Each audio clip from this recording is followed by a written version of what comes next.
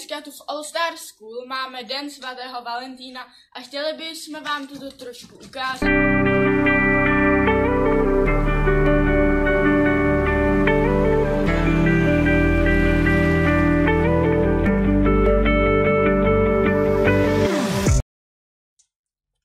What's the best Valentine's gift you ever received?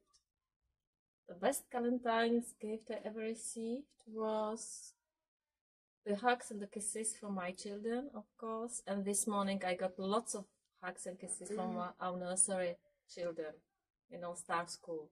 Let's say Happy Valentine's to everybody. Happy Valentine's!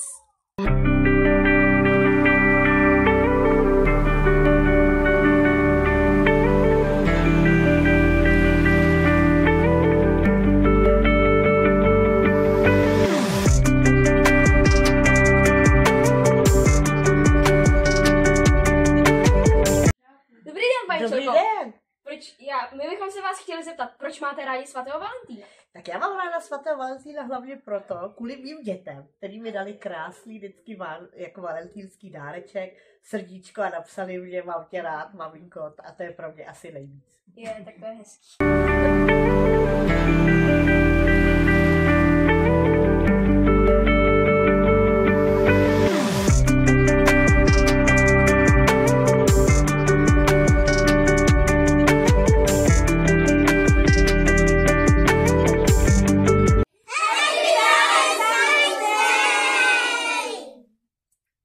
Miss Rosen, how do you celebrate Valentine's Day?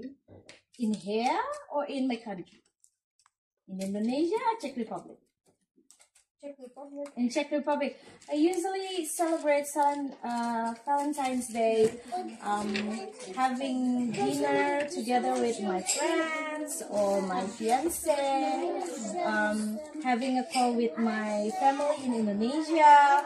We exchange gifts usually.